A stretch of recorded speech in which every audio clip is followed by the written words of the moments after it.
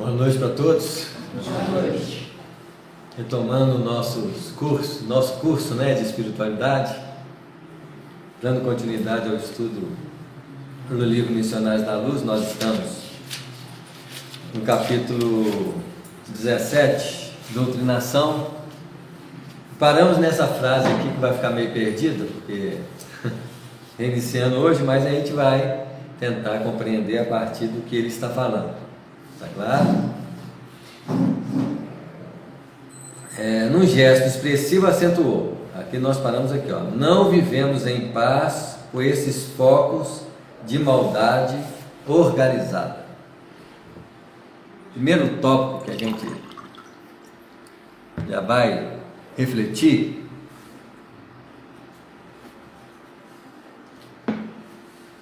Quanto mais nós nos tornamos sensíveis às condições superiores da vida,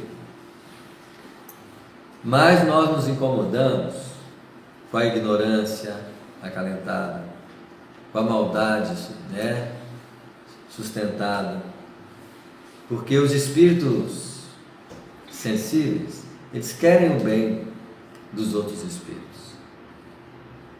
Enquanto nós ainda não sentimos, de alguma forma, uma necessidade de auxiliar as pessoas, nós estamos ainda nas condições menos evoluídas. Essa frase deve ser do Alexandre ou de outro companheiro, Não vivemos em paz com esses focos de maldade organizada. Já há uma preocupação dos companheiros na perspectiva,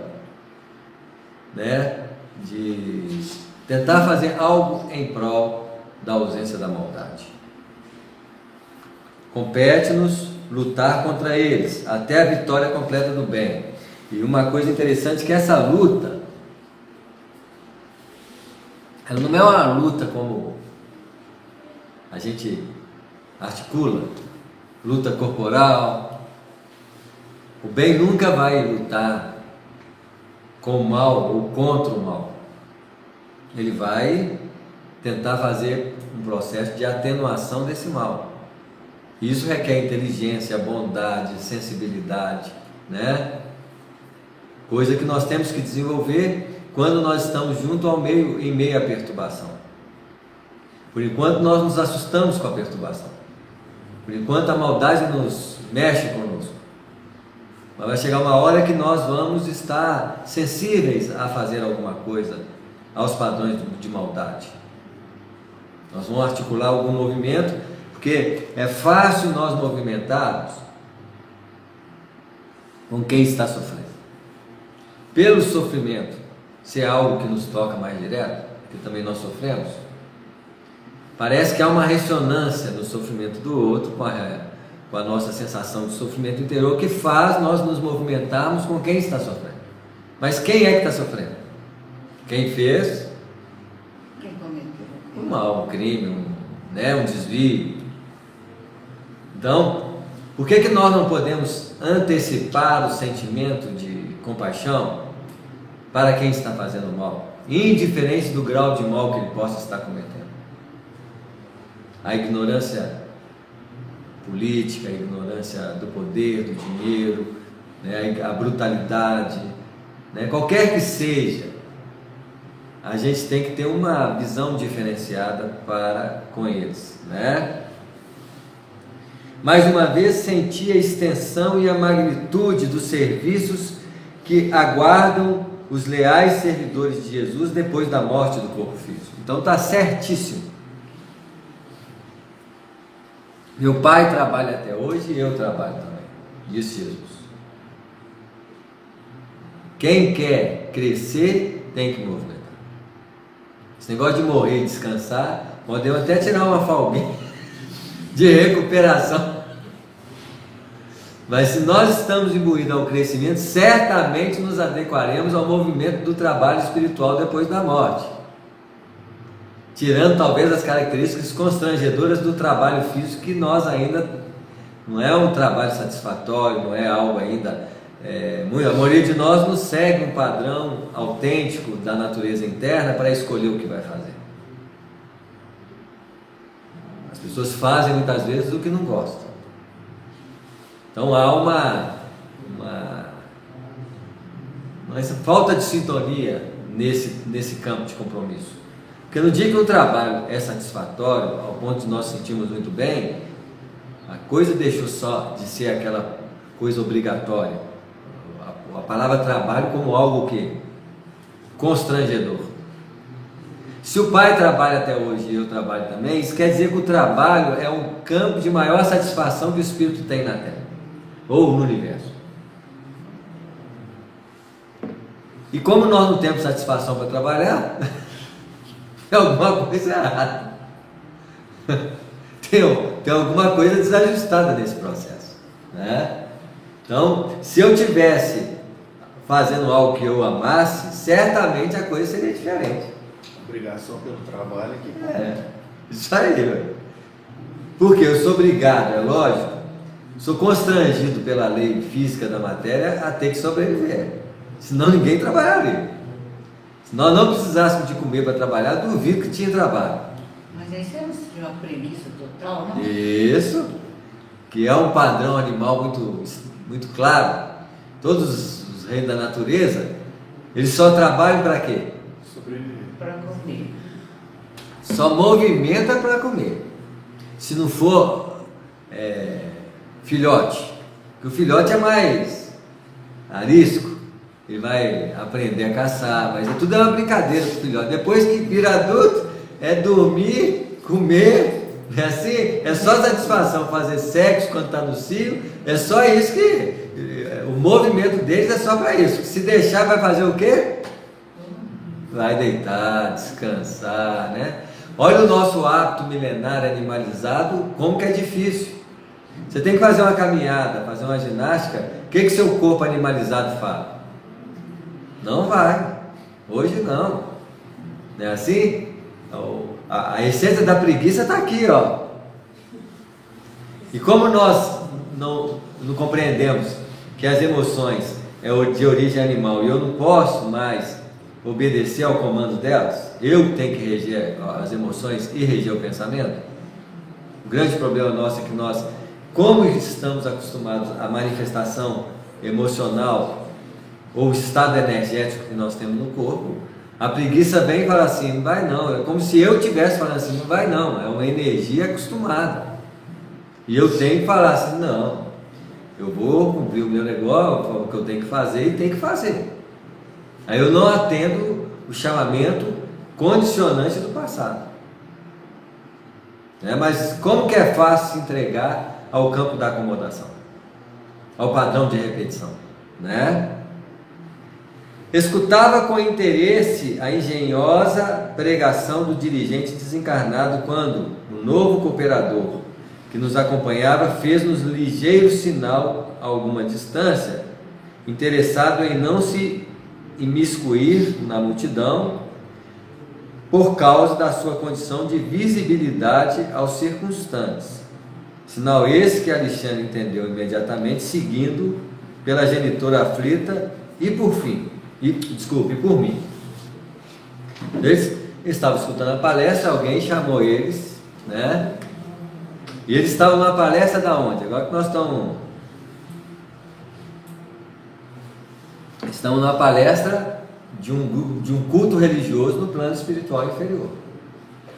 Existem grupos que ficam arraigados a esses pensamentos de menor esforço e continua com a mesma paralisação espiritual, achando que fé e religiosidade são posturas, rituais, vestimentas, coisa que nós já temos que começar até a acostumar com isso, né? Porque não são os elementos externos que devem caracterizar esse movimento da nossa vida. O Centro Espírita, por exemplo, é uma escola do futuro. Já nós falamos isso aqui, não é assim? Isso aqui é a representação do que vai ser estudado nas universidades. Quando as universidades que está chegando cada vez mais próximas da natureza do espírito, principalmente da natureza do perispírito, porque já estudam as partículas subatômicas, musons, leptons são substâncias perispirituais, porque elas organizam a matéria. E qual que é o organizador do corpo físico? Não é o perispírito? Se o perispírito é o organizador do corpo espírito, do corpo físico, e se eles descobrem que os leptons, os musons eles são os organizadores da estrutura atômica, e o corpo físico é feito de quê? De átomo. Isso quer dizer que eles estão começando a desenvolver a possibilidade de compreensão das naturezas do perispírito. E vai chegar uma hora que eles vão ser a autoridade de estudo disso. E vai falar assim com o centro espírita: para de estudar isso, quem estuda isso é ciência. E nós não podemos brigar com eles não. Deixa eles estudar e ser eles, porque isso tem que entrar para onde? Para a universidade. Se o nosso lar apresenta para nós o Ministério do Esclarecimento, e no Ministério do Esclarecimento estão as universidades do plano espiritual, certamente quem vai estudar a natureza espiritual como fenômeno semifísico é a ciência. Quem vai fazer o trabalho de doutrinação, de melhoria nas condições obsessivas que insere no processo das patologias mentais que a psiquiatria estuda, é a psiquiatria, gente. No dia que a medicina fala assim, não se pode mais tratar paciente psiquiátrico em centro espírita, é no hospital, entrega para eles a responsabilidade. Junto ao trabalho de tratamento psiquiátrico vai estar em cima uma reunião mediúnica para doutrinar o espírito que está perturbando o paciente. Ah, mas então o centro espírita perdeu a função? Perdeu. Porque o centro espírita é um protótipo de ideal dos ministérios que tem no nosso lar. Esses ministérios são os ministérios da educação, o ministério da saúde. Só não estão ajustados à verdade espiritual. Se eles ajustarem a verdade espiritual, por que eu tenho que ter centro espírita? Essa sala de aula aqui. Essa sala de aula vai ser um complemento. Imagina onde que nós vamos começar a estudar princípios espirituais? No jardim de infância, gente. Ah, então tem evangelização. Não, você chamava de evangelização infantil. Aqui é metodologia de aula dentro das escolas. Porque isso faz parte da realidade. Isso não será chamado, dividido em aspecto religioso, não. É aspecto de realidade espiritual. Porque a espiritualidade vai virar realidade. É assim? Não é meio profético que nós falamos? É mais ou menos quanto tempo nós vamos levar para chegar aqui? Eu acredito que em 100 anos as coisas vão estar bem mais assentadas. Você acha que 100 anos Isso. é o suficiente? É o suficiente. Porque 100 anos, pelo menos 80% dos espíritos encarnados estão atrapalhando o mundo, já desencarnaram. Inclusive nós.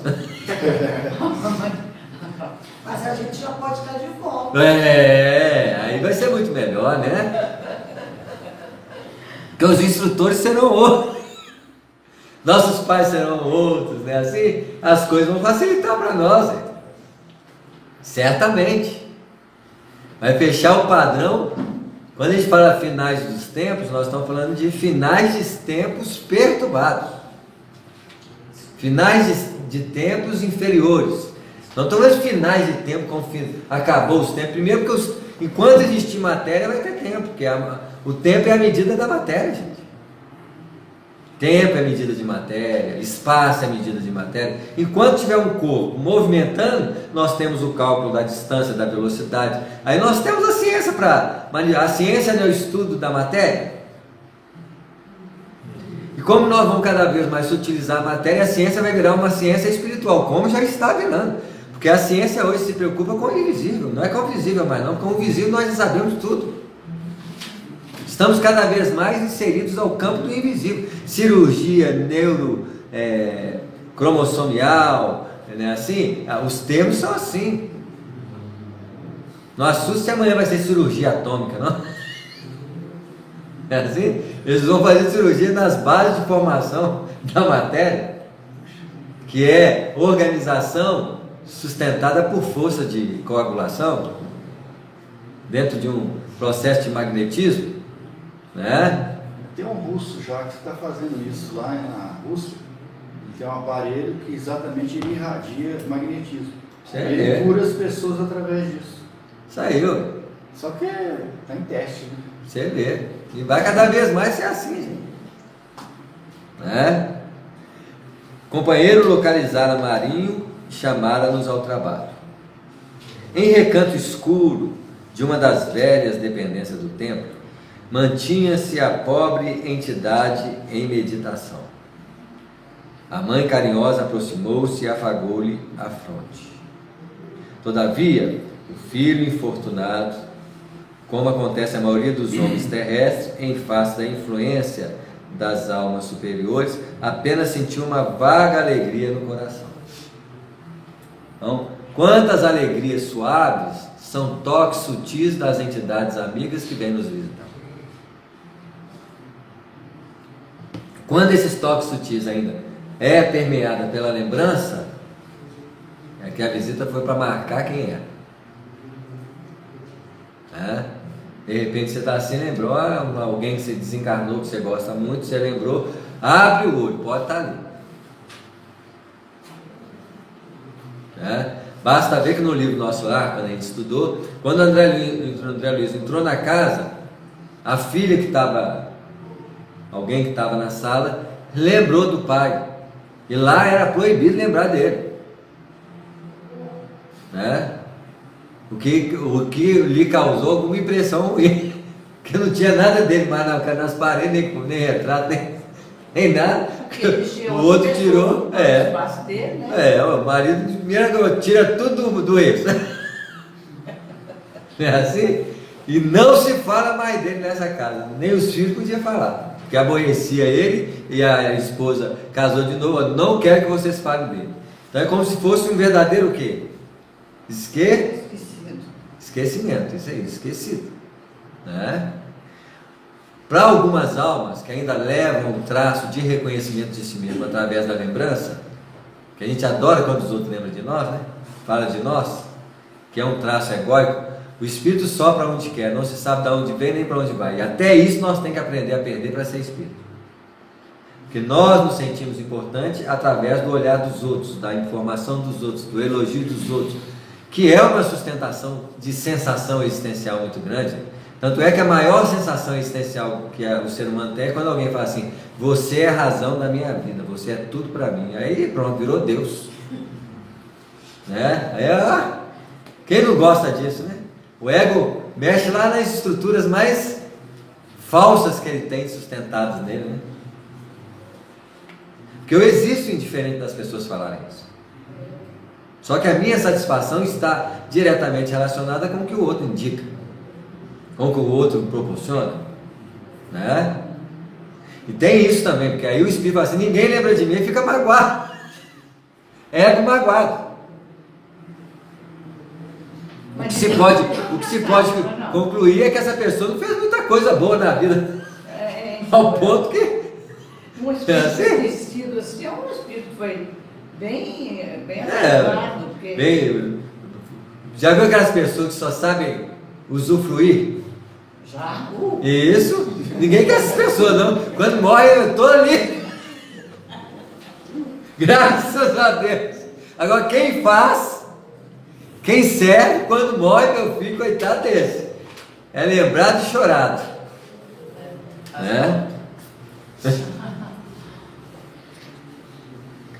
Avistou, porém, o nosso novo amigo, no qual se estabeleceu um interessante diálogo. Então ia ser uma doutrinação no plano espiritual. Os trabalhos que nós temos hoje no plano físico acontecem no plano espiritual naturalmente. Nós só estamos materializando o que acontece lá, Logo após receber-lhe a afetuosa saudação, perguntou Marinho surpreso: foi também padre? Eles chamaram um padre, que era um sacerdote que ia conversar com o espírito por ele ter sido padre, Sim, respondeu Necésio com simpatia. Então tem uns detalhes nas falas de André Luiz que são detalhes marcantes, Ele não só respondeu, ele respondeu com o quê? Com simpatia. A simpatia é um ingrediente diferenciado naquilo que nós podemos proporcionar às nossas ações. Simpatia, atenciosidade, carinho.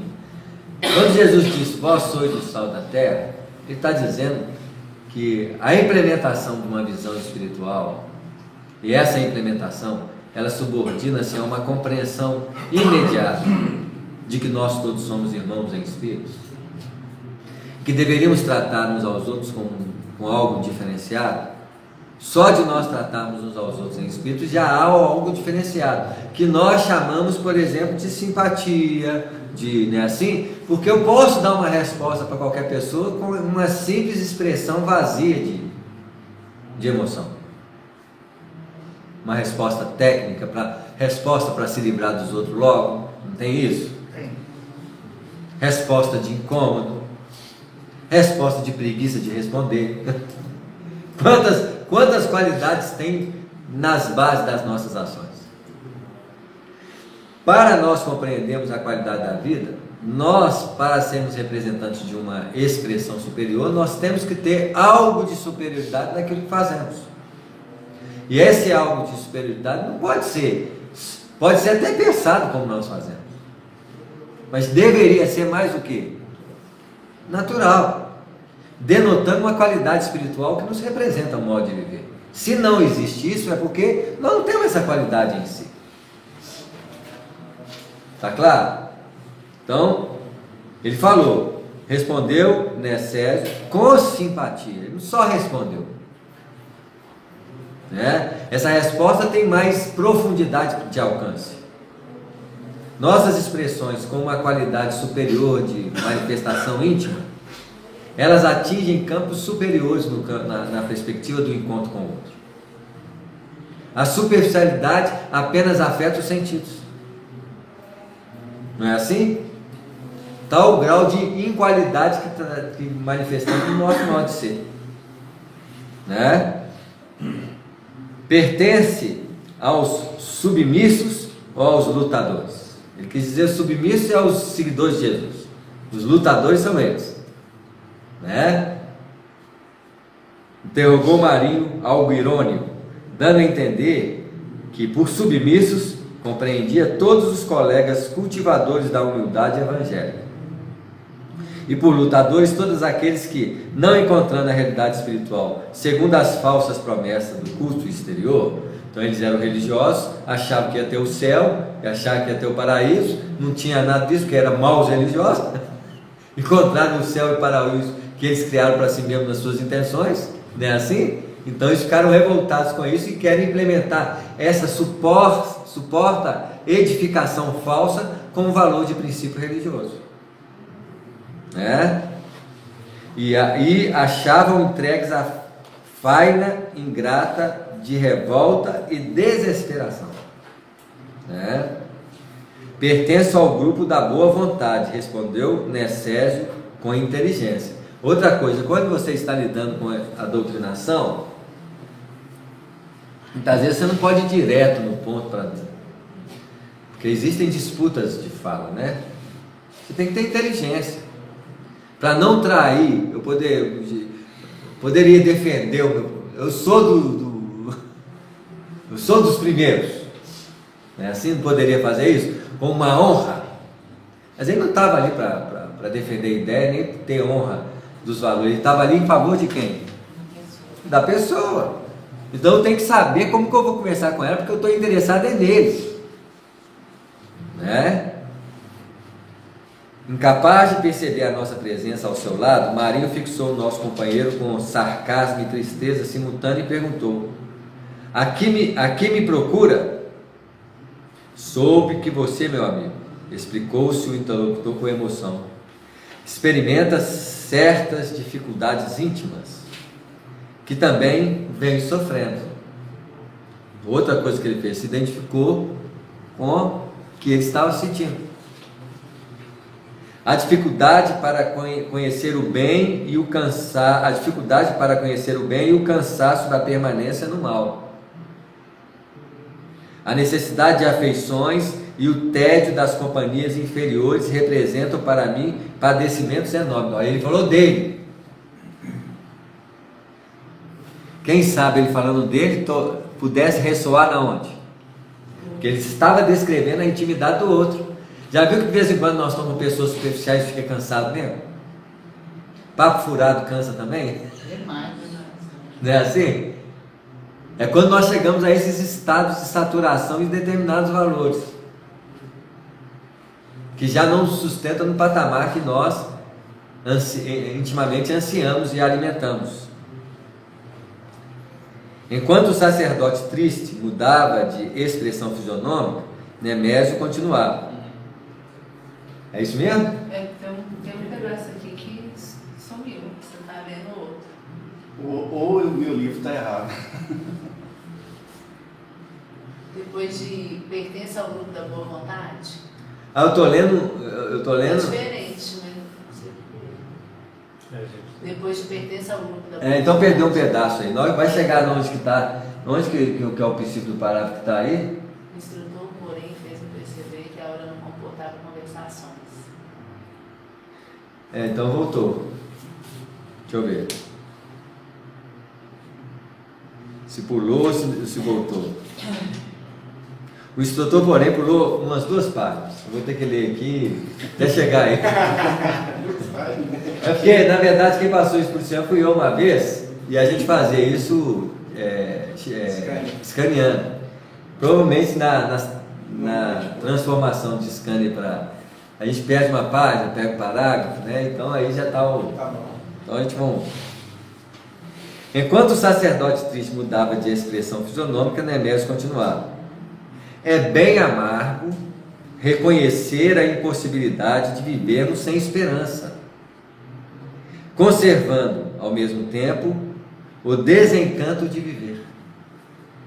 Muitas vezes a saturação da vida está na insatisfação da forma que nós vivemos.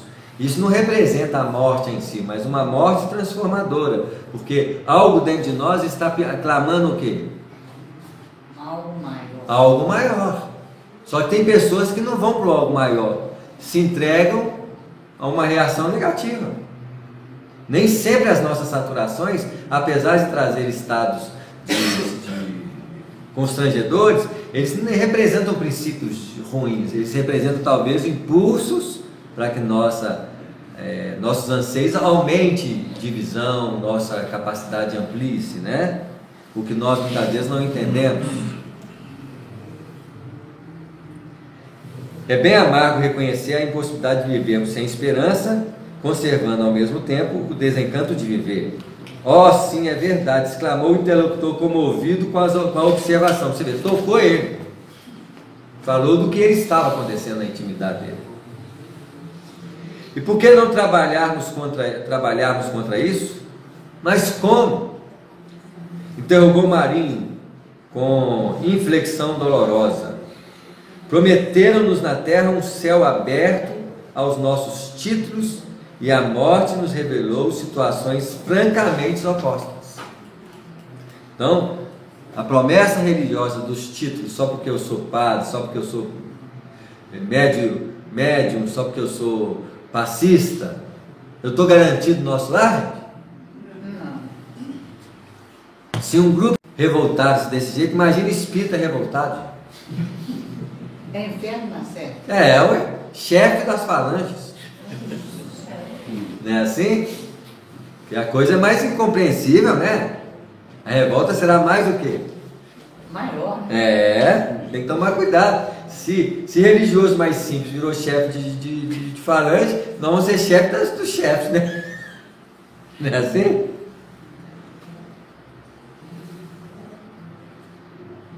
Não ministramos nós os sacramentos, não fomos revestidos do poder, confiaram-nos determinações, impuseram-nos aqui humilhações angustiosas. Para quem apelar, insubordinar-se agora é um dever. Notei que o nosso colaborador se prontificava a responder com a argumentação sólida, de essência evangelizante, falando-lhe das verdades terrestres e das vaidades terrestres e das interpretações arbitrárias do homem no campo das leis divinas. Mas antes que Necésio pudesse imprimir à conversação qualquer sinal de contenda, Alexandre advertiu bondosamente: não discuta, porque a discussão nesse campo ia inflamar mais o quê? O seu estado de revolta. Os indícios das pessoas quando falam alguma coisa já denota a forma como eles sustentam-se. Por isso nós precisamos ter sensibilidade quando conversamos com alguém, né? O interpelado modificou a disposição e considerou com afabilidade. Foi mais afável, né? Sim? Aos ingredientes de maior grandeza. Sim, meu amigo. Cada consciência tem suas lutas e problemas próprios. Não vem disputar a sua renovação compulsória. Incumbido por alguns amigos que se interessam pela sua felicidade, em plano mais alto, venho convidá-lo para uma reunião. Desejarão acaso modificar o meu rumo, como já tentaram? Perguntou Marinho curioso. Naturalmente foram avisados do seu novo estado íntimo, induziu Césio decidido, e talvez pretenda oferecer-lhes vantagens novas, quem sabe? Se é vantagem, ele quer. O interlocutor pensou alguns minutos e voltou a fazer indagações quando aos seus prováveis... O interlocutor pensou alguns minutos e voltou a fazer indagações quanto aos seus prováveis benfeitores. O nosso companheiro, porém, informou com serenidade: não dispomos de tempo para muitas elucidações. Creio que o amigo, como aconteceu comigo mesmo, lucrará muitíssimo. Olha as palavras que ele foi usando, ó. Entretanto, se deseja tentar uma solução para o seu caso, não podemos perder os minutos. E também não deixou muito tempo para ele, não. Vão logo.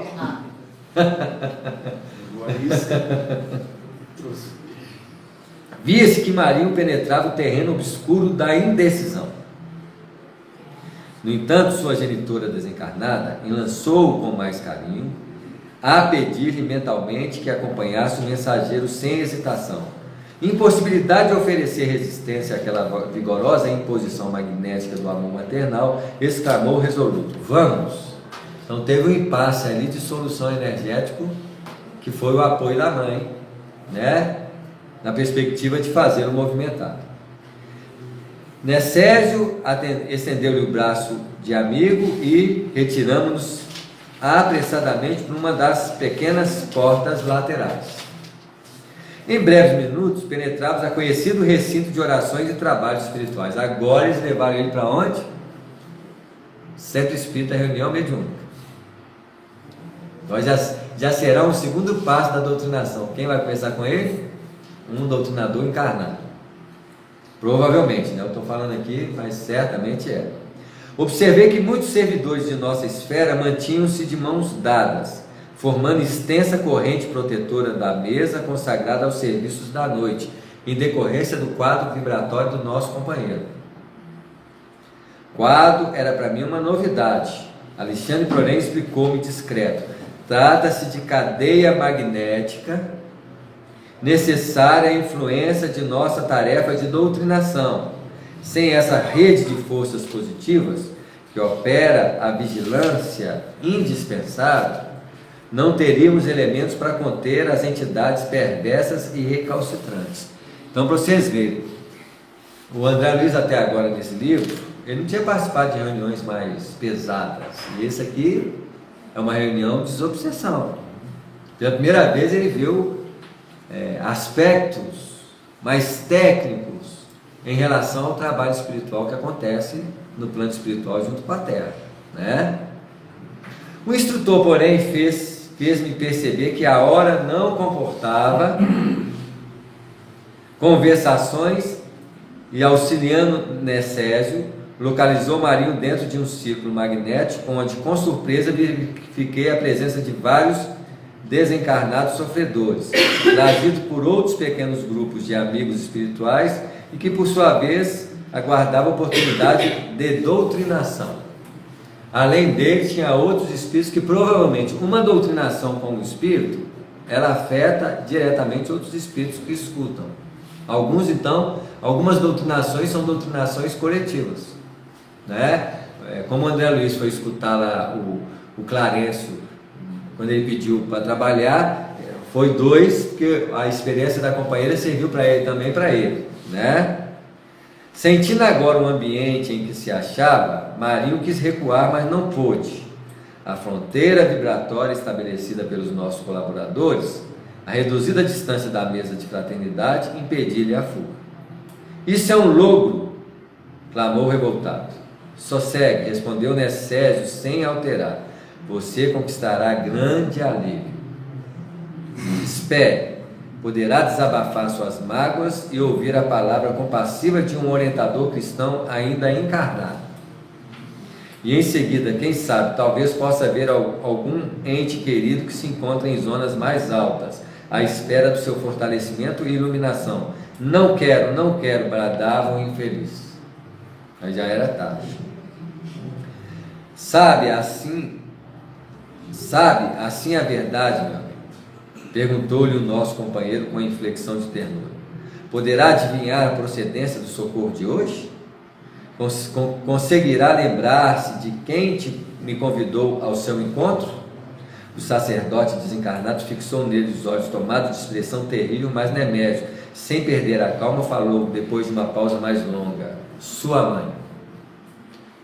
Isso já dá um impacto a um espírito, porque as mães são realmente, na maioria das vezes, um impacto muito forte nos corações dos filhos, né? Maria escondeu o rosto com as mãos e prorrompeu em pranto angustioso, porque já estava angustiado. As expressões de tratamento naquele processo ampliariam essa possibilidade, né? Quando a gente está vendo uma doutrinação, olha o trabalho espiritual que está por trás dela, porque a gente só vê o quê? A manifestação. Nós não vemos esses detalhes aqui, ó.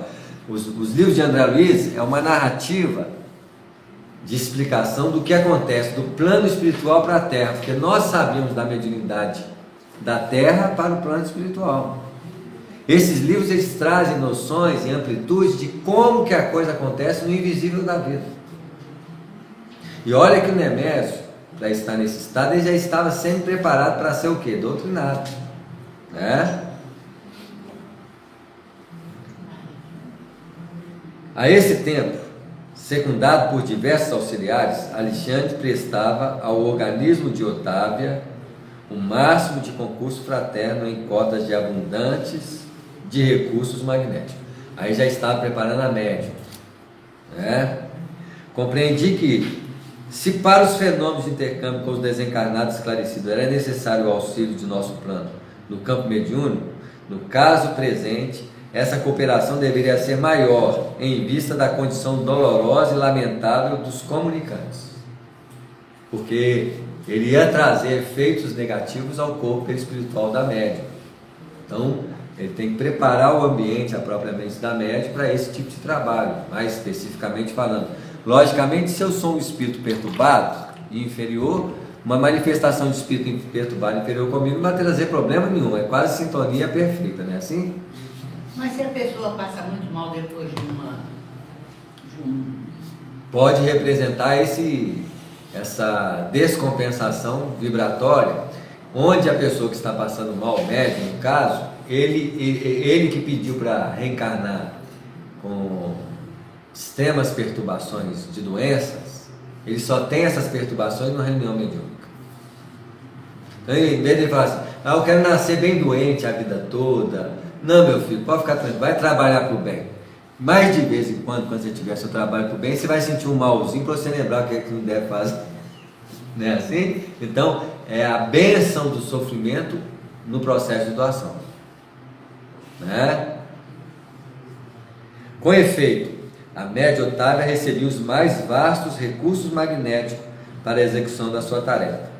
Daí minutos, providenciava-se a incorporação de Marinho, que tomou a intermediária sob forte excitação. Otávia, provisoriamente desligada dos veículos físicos, mantinha-se agora algo confusa, em vista de encontrar-se envolvida em fluidos desequilibrados, não mostrando a mesma lucidez que lhe observávamos anteriormente, porque eram espíritos elevados, lucidez não se perde, né? Todavia, a assistência que recebia dos amigos do nosso plano era muito maior, né? Olha os detalhes da reunião mediúnica quando se trata de entidades perturbadas. Como nós somos ainda desequilibrados, a influência desequilibradora pode nos desequilibrar, Não é assim? Tem que ter uma compensação de alguém equilibrado para nos manter nos padrões positivos e mais elevados, né? Um instrutor de elevada condição hierárquica substituiu Alexandre junto a médio, passando o meu orientador a inspirar diretamente o colaborador encarnado que dirigia a reunião. Então, ali naquele instante, apesar do companheiro ser o doutrinador, quem ia doutrinar ele era o Alexandre, que em se comparando com o Nemésio, com todo o respeito ao nosso companheiro que estava conversando com ele, o Alexandre, as condições são mais elevadas, né? Enquanto isso ocorria, vários ajudantes de serviço recolhiam as forças mentais emitidas pelos irmãos presentes, que nós chamamos de médium de sustentação, e isso para mostrar para nós a importância. Muitas vezes o médium de sustentação acha que não está fazendo nada, não é assim? O que eu faço aqui? Eu fico aqui. Não, você tem que sustentar, meu filho. Você tem que, na hora que der uma reunião, uma manifestação, você tem que doar energia, você tem que orar, você tem que emitir recursos em favor, porque aí você dá mais trabalho para o técnico espiritual ter que tirar de você do que você cooperar. Quando eu tenho uma intenção consciencial daquilo que eu faço, os trabalhos correm com mais procedência, com mais, né? Então, olha a importância de eu saber o que eu faço. Não adianta eu dar paz pensando lá em casa. Alguém vai ter que dar paz por mim, né? Mexer os braços na frente de uma pessoa, isso não é paz não, gente. Não é assim, isso é abanação de merda. É assim, ainda bem que tem uma equipe espiritual para fazer. Deixa eu fazer a parte dele também. Porque ele só está com o corpo presente. Não é assim? Quando você dá um passo pensando no que está fazendo, irradiando seus pensamentos e emoções, você está trabalhando, né? Mas quantas vezes nós nos distraímos na nossa... Porque muitas vezes, em se tratando da esfera dos trabalhos espirituais, mesmo esse que nós fazemos aqui de um estudo simples, é assim, nós temos que ter uma postura de comprometimento com o trabalho espiritual. O trabalho espiritual é trabalho espiritual. Ele tem sua função, ele tem suas características, ele tem a sua profundidade. Então eu tenho que saber, quando entrar na reunião mediúnica, que função que eu vou ter, o que eu tenho que fazer, e quando eu fizer a função que eu trabalho bem feitinho. Imagina, eu fui sustentação na reunião mediúnica, não sustentei nada. Estava mais lá para curiosidade do que trabalhando. Então, aí eu desencarno, eu trabalhei minha vida toda na reunião mediúnica. Não, meu filho, você ficava observando, palpitando, pedindo, ele trabalhou, você não trabalhou não. Você pode até ter ido lá, a sua ação de sair de casa em benefício do outro, ainda nós vamos levar em consideração. Porque trabalhar você não fez não, meu filho. Você tinha que saber da sua função, para você saber o que você vai fazer dentro dela, né? Que é uma ação consciente. Qualquer trabalho na Terra, você não trabalha brincando, não trabalha. Você pode até brincar no trabalho, mas aquilo que você faz tem que ter um método, uma aplicação, um direcionamento, e tem que saber fazer, né? Samuel, oi. Mas num estudo como esse, a gente também doa, né? Doa, sem querer doa. Porque se for pensar no querer, aí não tem uma função direta no estudo desse de nós doarmos, mas nós podemos emitir. Se nós tivéssemos uma reunião que tivesse essa função doadora, aí nós teríamos que sentar, aí o público tinha que sentar e ao mesmo tempo que está aqui tem que pensar em fazer o quê? Então por isso que muitas vezes um trabalho, quando tem um estudo, ele é um trabalho secundário, no sentido de operação. Quando é um trabalho operativo, ali não, tem uma função operativa, técnica. Então o sustentador tem que sustentar, o doutrinador vai doutrinar, o médium de psicofonia vai psicofonizar, e assim vai ter as funções específicas que cada um vai tomar em decorrência de todos. E olha a importância do quadro espiritual de sustentação, que tinha uma corrente magnética em torno dele, e dos sustentadores que estão no plano físico, que fazem praticamente a mesma coisa, só não cumprem o mesmo dever, né? Enquanto isso ocorria, vários ajudantes de serviço recolhiam forças mentais emitidas pelos irmãos presentes, inclusive as que influíam a abundância do organismo mediúnico. O que agora, é agora mesmo?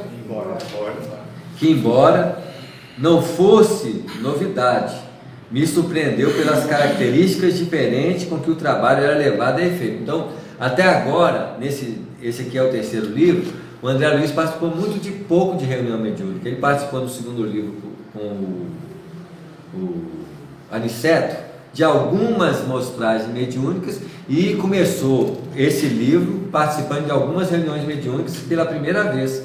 E pela primeira vez ele estava participando de uma reunião de doutrinação de entidades inferiores, né? Não pude conter-me e interpelei um amigo em atividade nesse setor. Esse material, explicou-me ele bondosamente, representa vigorosos recursos plásticos para que os benfeitores de nossa esfera façam visíveis aos irmãos perturbados e aflitos, ou para que materializem provisoriamente certas imagens ou quadros indispensáveis ao reavivamento da emotividade e da confiança nas almas infelizes. Quantas vezes numa reunião mediúnica a pessoa, se eu estou com sede, você toma essa água aqui, provavelmente quem favoreceu esse tipo de recurso foi os médicos de sustentação e quem estava ali doando energia. Olha o que os espíritos estão falando aqui. E por que tem que ser no escuro? Talvez por preservação das energias circulantes para o propósito do trabalho e para facultar maior concentração dos trabalhadores, porque com a claridade fica mais fácil fazer o quê? Isso, tá claro? Então tem certas necessidades em decorrência muito mais de quem é materialmente trabalhando do que espiritualmente trabalhando. Agora, em algumas reuniões a energia pode sofrer a ação da luminosidade, como a energia ectoplásmica, né?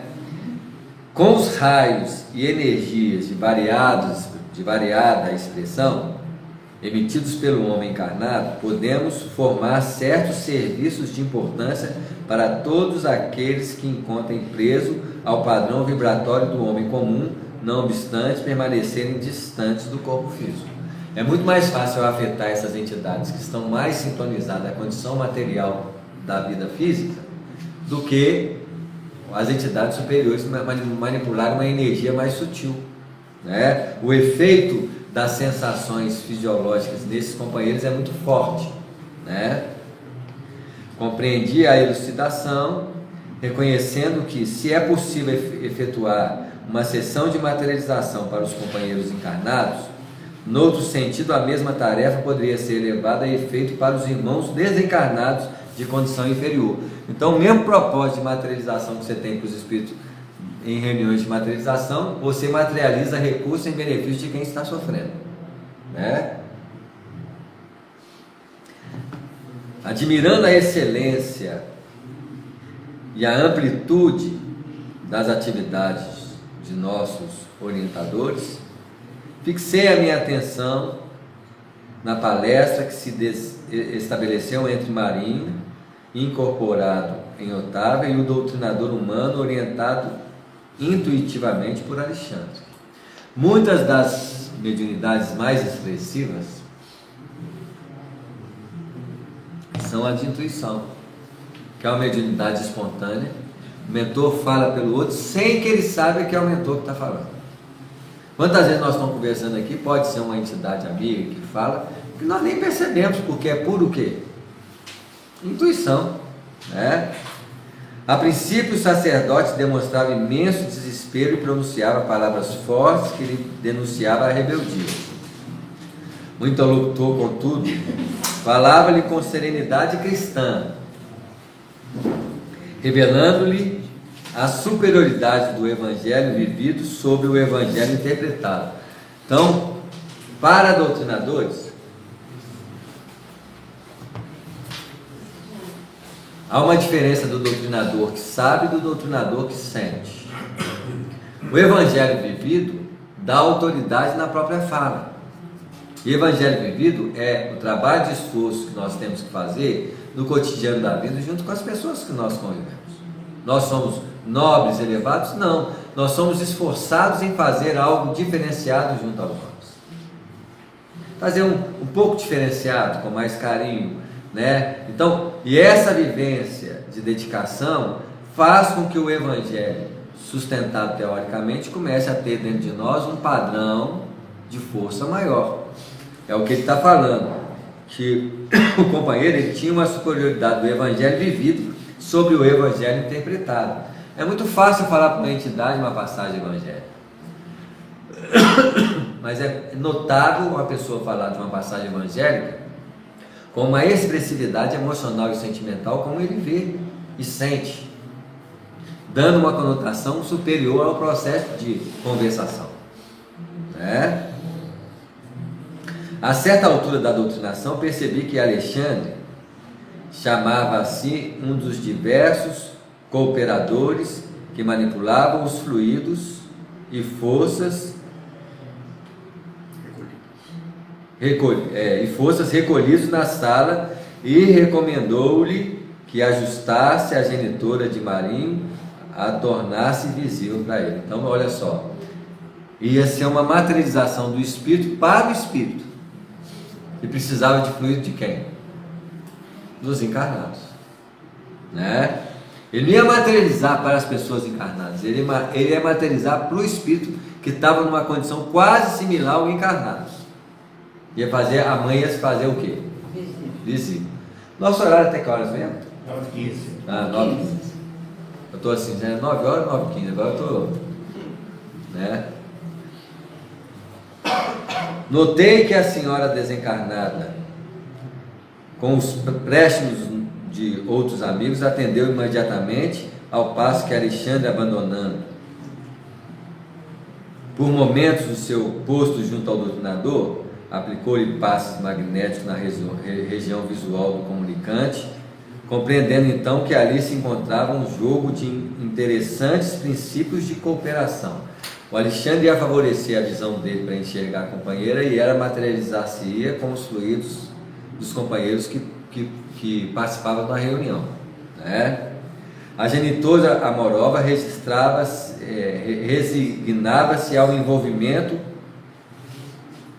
em vibrações mais grosseiras por alguns minutos, enquanto que o filho elevaria o padrão visual até o mais alto nível do seu alcance, para que pudesse efetivar um encontro temporário de benéficas consequências para ele.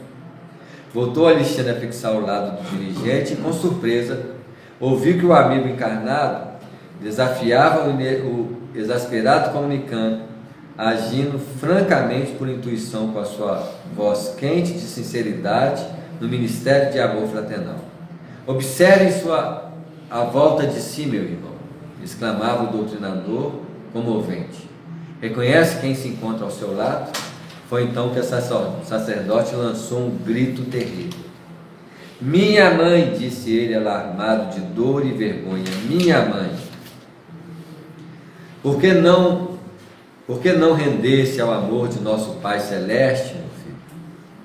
Olha que doutrinação, gente. Você pode usar argumentos intelectuais, espirituais, mas uma doutrinação dessa, baseada numa expressão amorosa de uma mãe para o filho, olha o nível de toque que isso estabelece no coração de alguém sofrido, né? Olha a expressão da fala dela. Por que não render-se ao amor do nosso Pai Celeste, meu filho? Disse a genitora emocionada, abraçando-o. Chega de vãs discussões e de contendas intelectuais. Marinho, a porta de nossas ilusões terrenas, cerrou-se com seus olhos físicos. Não transfira para cá nossos velhos enganos. Atenda-me, não se revolte mais, humilhe-se diante da verdade, não me faça sofrer por mais tempo. Os encarnados presentes viam tão somente o corpo de Otávia dominado pelo sacerdote que lhes era invisível, quase arrebentar-se de soluços atrozes, mas nós vimos além. A nobre senhora desencarnada postou-se ao lado do filho e começou a beijá-lo, em lágrimas de reconhecimento e amor. Pranto copioso identificava-os. Cobrando forças novas, a genitora continuou: perdoa, meu filho querido. Se noutra época induziu seu coração à responsabilidade eclesiástica, modificando o curso das suas tendências. Olha aí, Quantas vezes nós induzimos alguém a fazer alguma coisa, o capricho, né? Suas lutas de agora atingem minha alma angustiada. Seja forte, Maria, e ajuda-me. Desvencilha-se dos maus companheiros. Não vale rebelar-se. Nunca fugiremos da lei do Eterno. Onde você estiver, a voz divina se fará ouvir no imo da consciência. Nesse momento observei que o sacerdote recordou instintivamente os amigos, tocado pelo profundo receio. Agora que reencontrava a mãezinha carinhosa e voltada a Deus, que sentia a vibração confortadora do ambiente de fraternidade e fé, sentia medo de regressar ao convívio dos colegas endurecidos no mal. Apertou a destra materna, confiante, e perguntou: ó minha mãe, posso acompanhá-la para sempre? Você vê, né? A entidade amorável contemplou-o com redobrado amor através do véu do pranto e respondeu: por enquanto, meu filho, poderá você distanciar-se do desequilíbrio, neste momento, quebrar todos os elos que o prendem às ondas inferiores, abandonando-as de vez. Você vê, ela não prometeu nenhum céu maravilhoso, mas mostrou o que precisa, o que se poderia ser feito, né? O que se poderia ser feito, né? Quebrar elos que prendem as ondas inferiores e distanciar do desequilíbrio, né? Entretanto, há que transformar sua condição vibratória através da renovação íntima para o bem, mediante a qual é possível nossa reunião em breve no lar divino. Não tenha receio, porém. Providenciaremos todos os recursos necessários à sua vida nova, desde que você modifique sinceramente os propósitos espirituais. Dê-nos a boa vontade fiel a Jesus,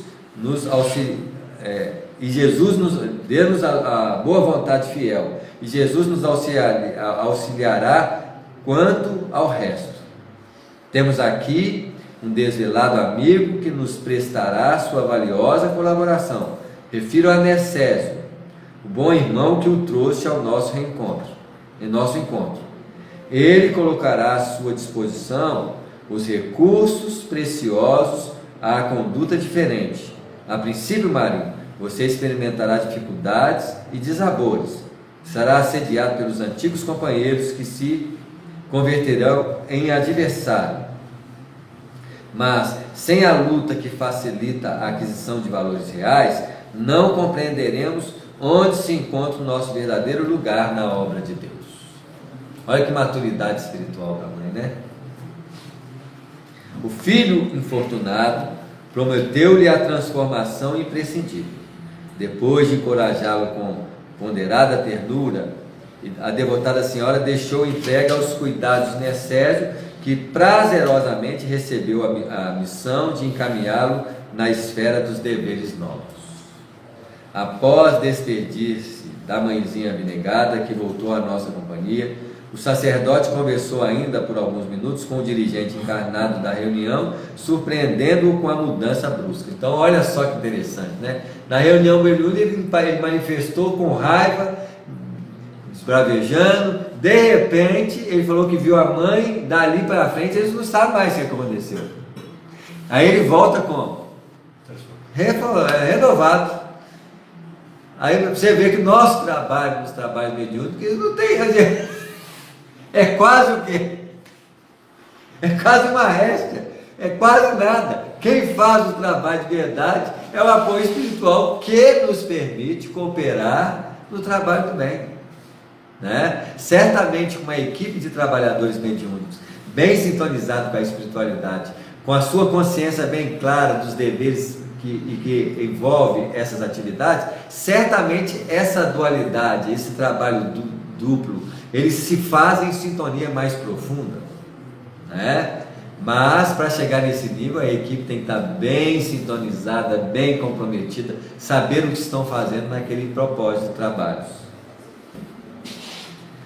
Fora obtida de fato uma dádiva do Senhor, a edificação maternal produzira salutares efeitos naquele coração exasperado e desiludido.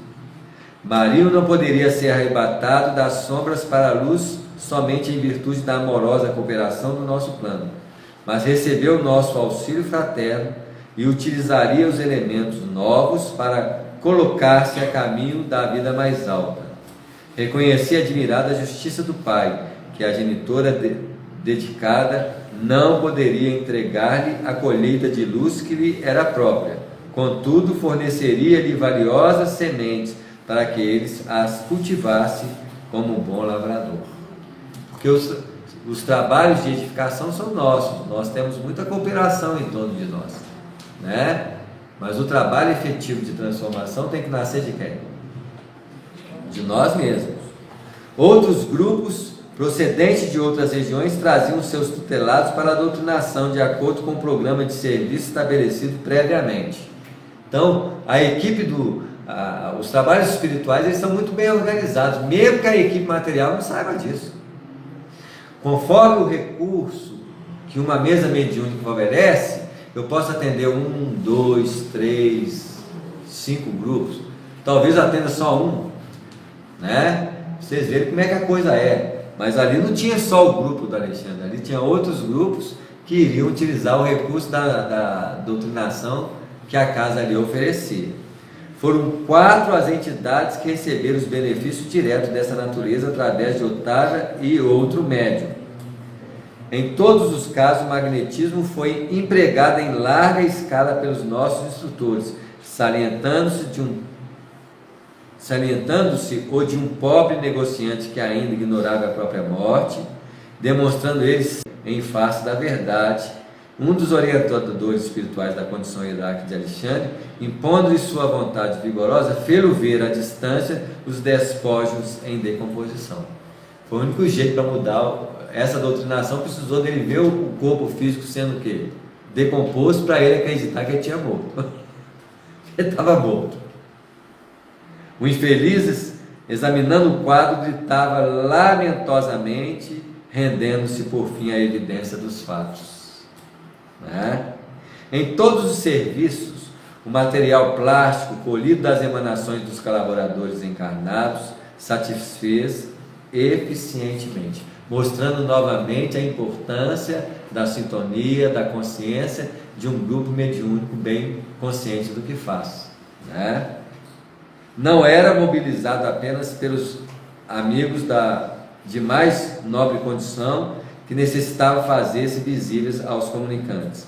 Era empregado também na fabricação momentânea de quadros transitórios, então uma tela vibratória para o companheiro enxergar, por exemplo, muitas vezes fatos, e de ideias formas que agiam beneficamente sobre o ânimo dos infelizes, em luta consigo mesmos.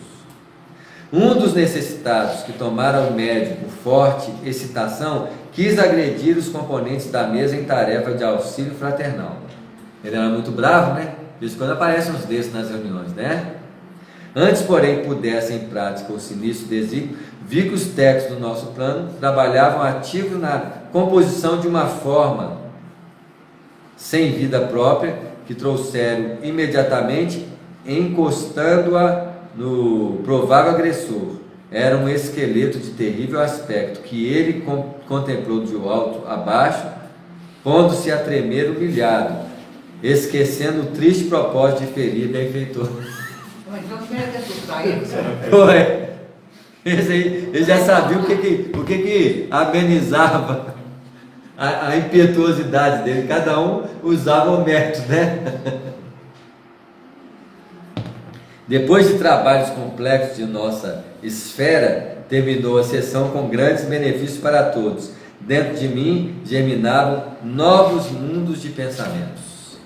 Os trabalhos havidos para cada caso particular constituíam lições diferentes para a minha alma.